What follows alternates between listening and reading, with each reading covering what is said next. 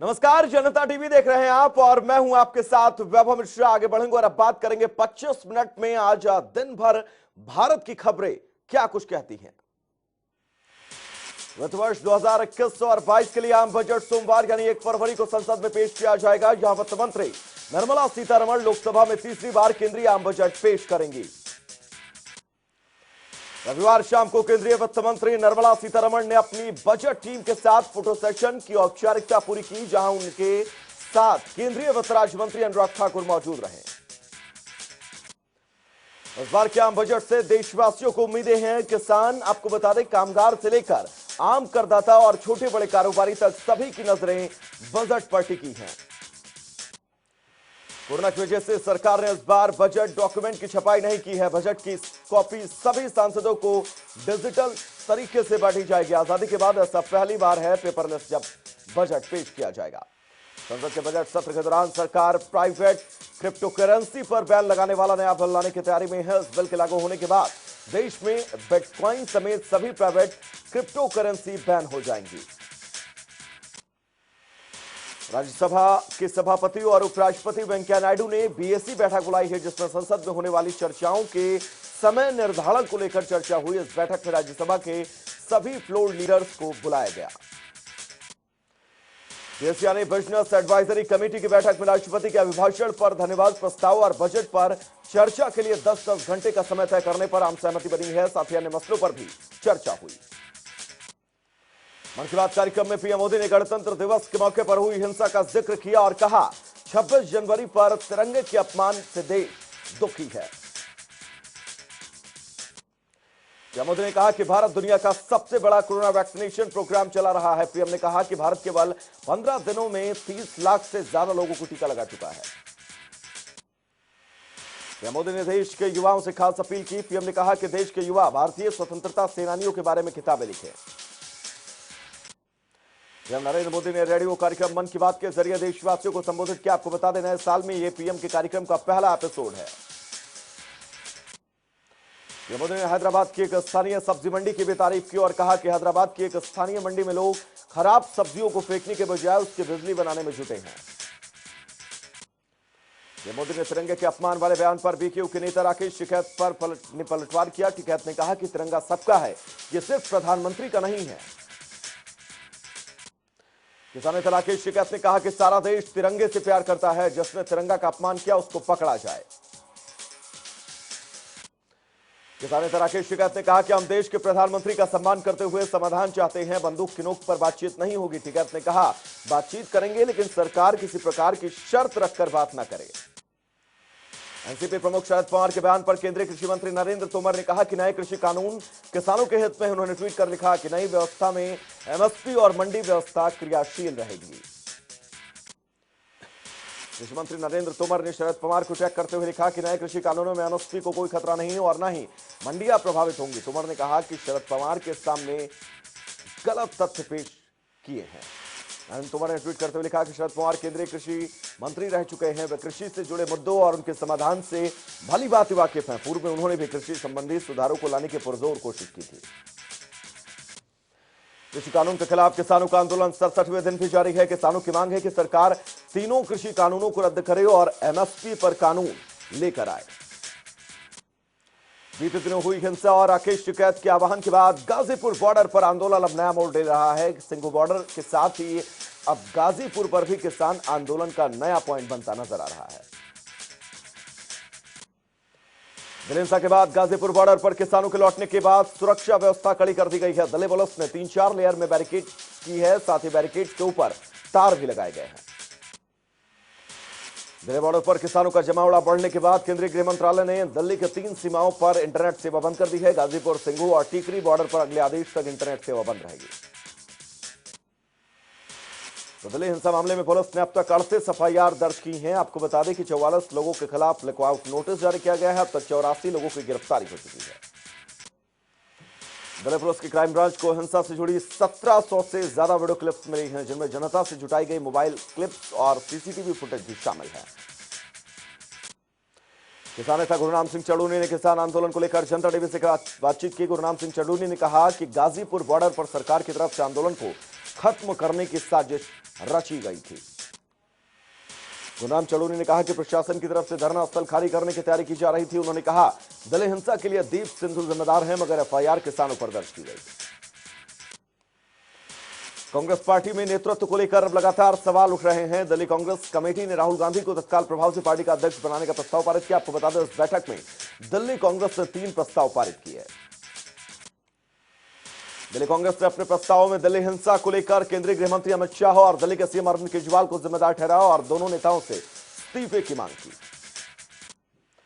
पंजाब के मुख्यमंत्री कैप्टन अमरिंदर सिंह ने 2 फरवरी को सर्वदलीय बैठक बुलाई है। यह बैठक मंगलवार सुबह 11 बजे पंजाब भवन में होगी, जिसमें किसान आंदोलन पर चर्चा होगी।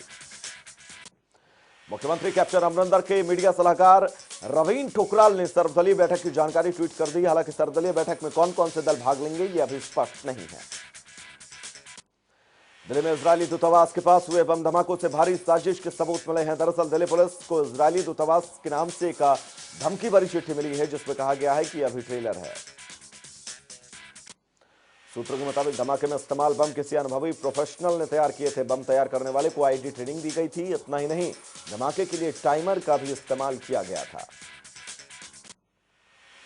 पश्चिम बंगाल में विधानसभा चुनाव से पहले सीएम ममता बनर्जी को बड़ा झटका लगा है। दरअसल उनकी पार्टी टीएमसी के कई बागी विधायक और नेताओं ने बीजेपी ज्वाइन कर ली है। टीएमसी के इन बागी नेताओं ने दिल्ली में केंद्रीय गृह मंत्री अमित शाह से मुलाकात के बाद पार्टी ज्वाइन की, जिसमें पश्चिम बंगाल के पूर्व मंत्री राजीव बनर्जी और विधायक वैशाली डालमिया समेत 5 कद्दावर नेता शामिल हैं। बीजेपी इस साल तमिलनाडु में होने वाले विधानसभा चुनाव में एआईएडीएमके के साथ गठबंधन में चुनाव लड़ेगी। इस पर खुद बीजेपी के राष्ट्रीय अध्यक्ष जेपी नड्डा ने मुहर लगाई है।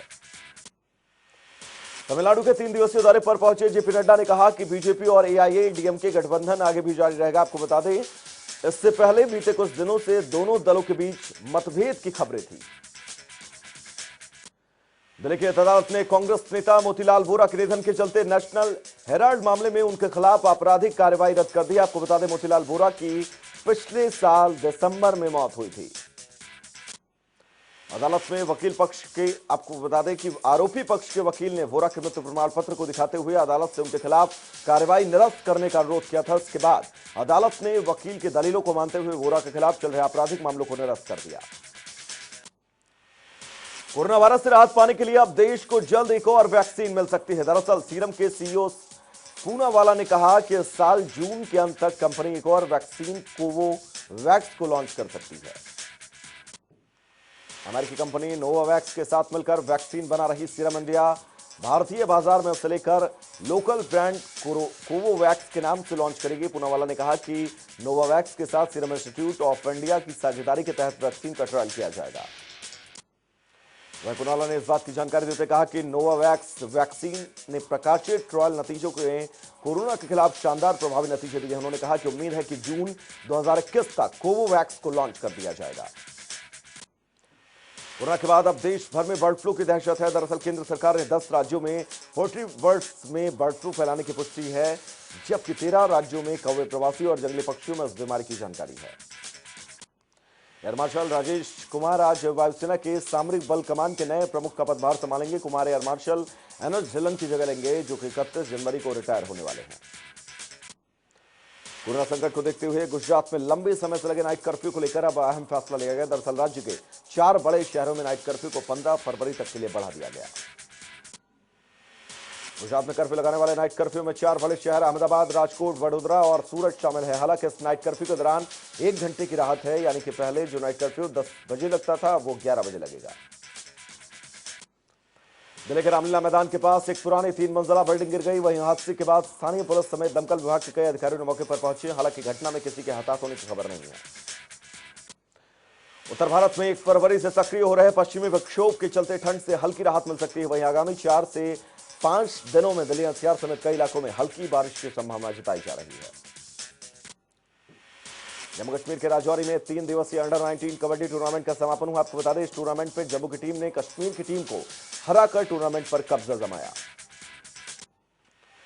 यूपी के मुख्यमंत्री योगी आदित्यनाथ ने राजधानी लखनऊ के डफरिन अस्पताल में पल्स पोलियो ड्रॉप पिलाकर अभियान की शुरुआत की। अभियान की शुरुआत के बाद सीएम योगी ने लोगों को संबोधित भी किया।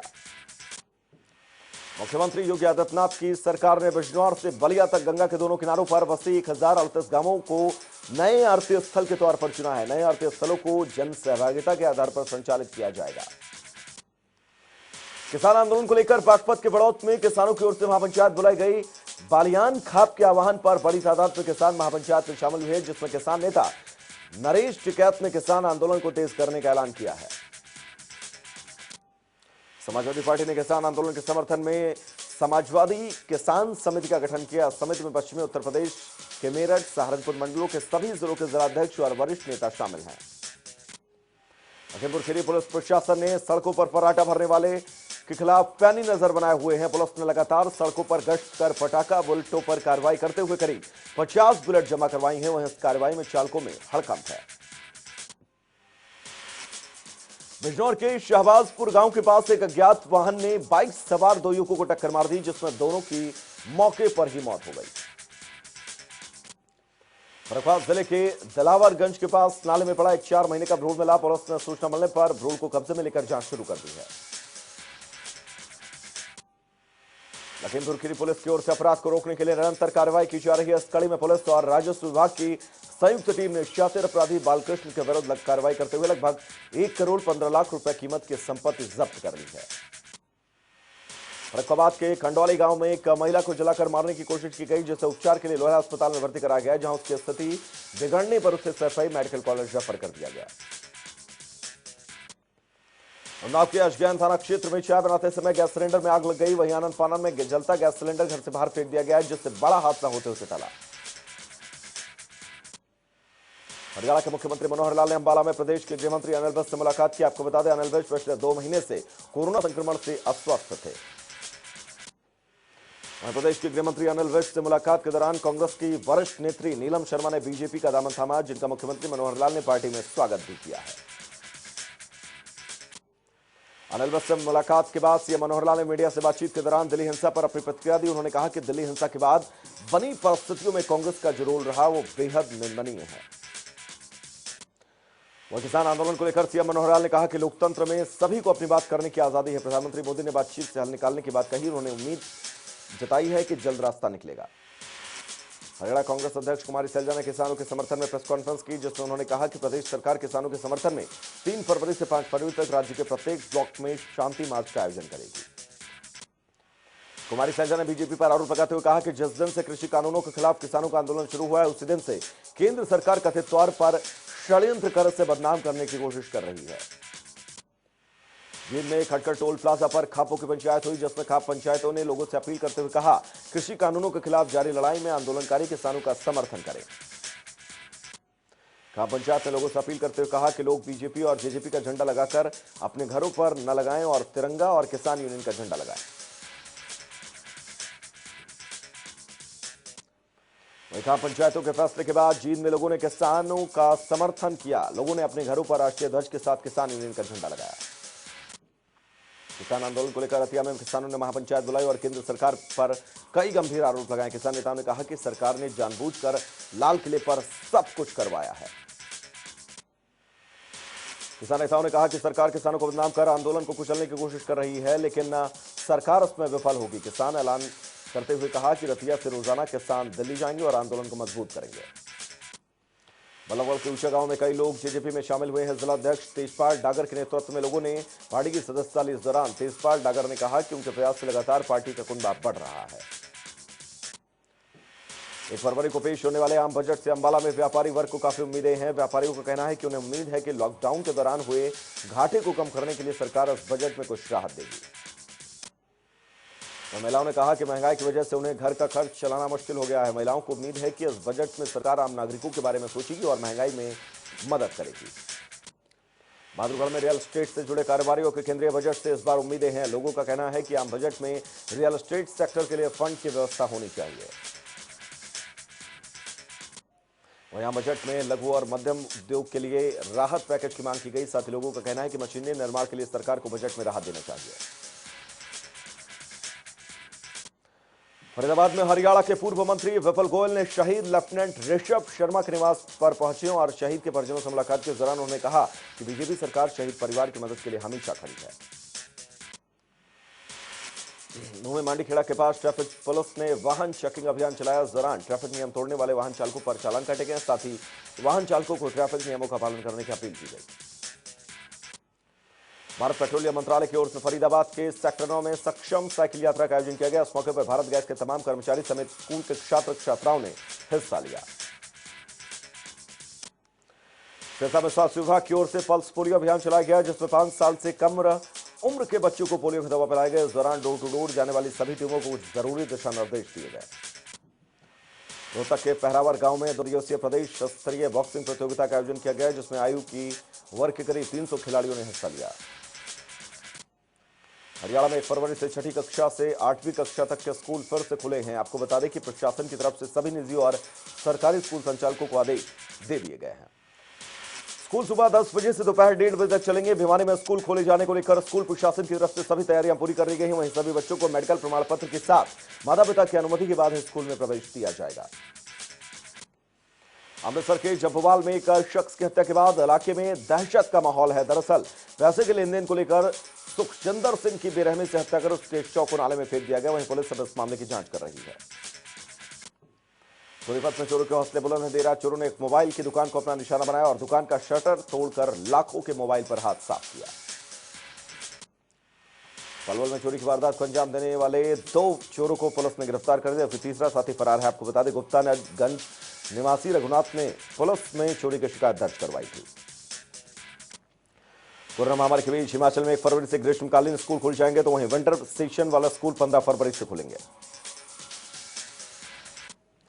15 फरवरी से स्कूलों को खोलने के निर्णय के बीच हिमाचल के मंडी जिले में 41 शिक्षक पॉजिटिव पाए गए हैं, जिसके चलते शिक्षा विभाग में हड़कंप है।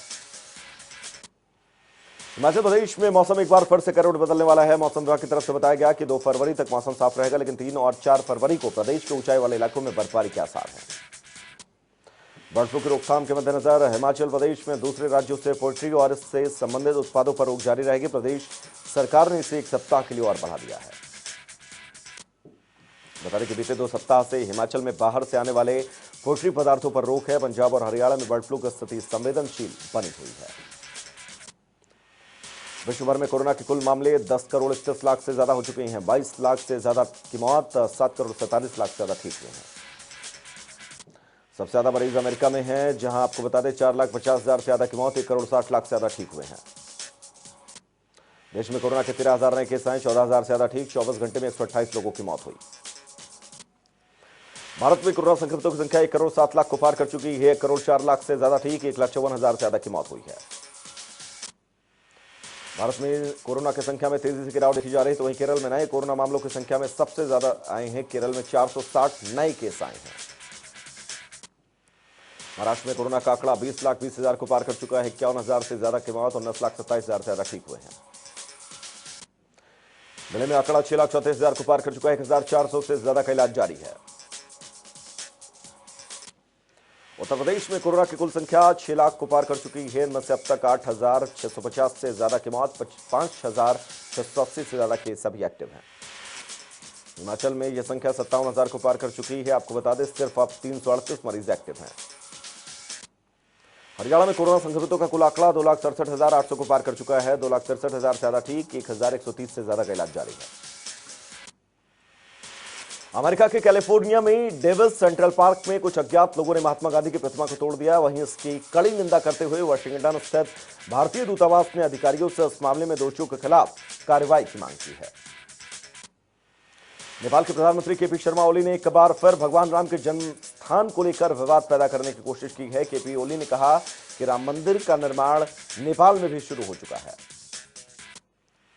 संयुक्त अरब अमीरात में काम करने वाले लाखों भारतीयों के लिए एक अच्छी खबर है। दरअसल यूएई ने घोषणा की है कि वो पेशेवर विदेशी नागरिकों को अपनी नागरिकता प्रदान करेगा। आपको बता दें, कोरोना संकट से अर्थव्यवस्था को उबारने के लिए यूएई ने फैसला लिया है।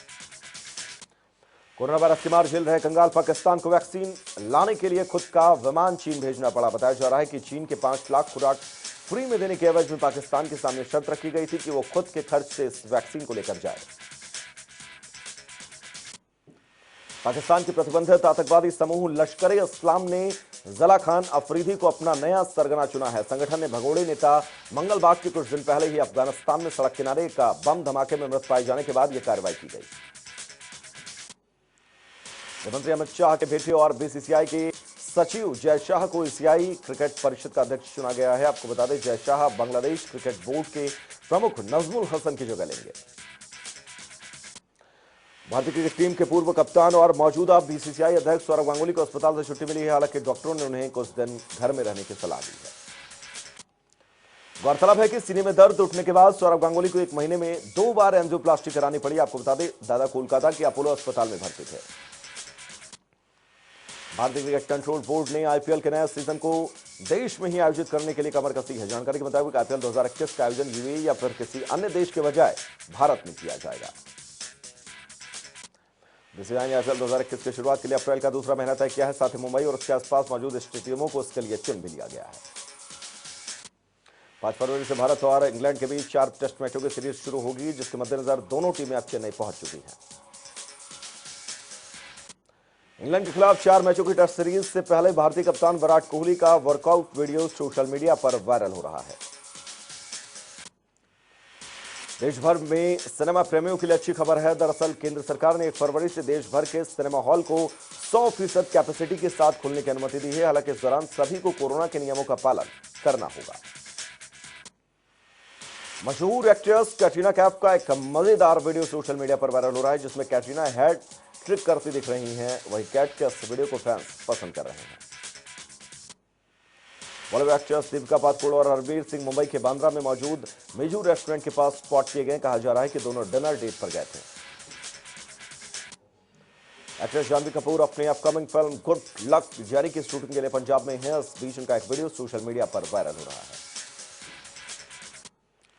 फिल्म केजीएफ चैप्टर 2 की रिलीज डेट सामने आई है। फिल्म को 16 जुलाई को रिलीज किया जाएगा। इसकी जानकारी मेकर्स ने दी है।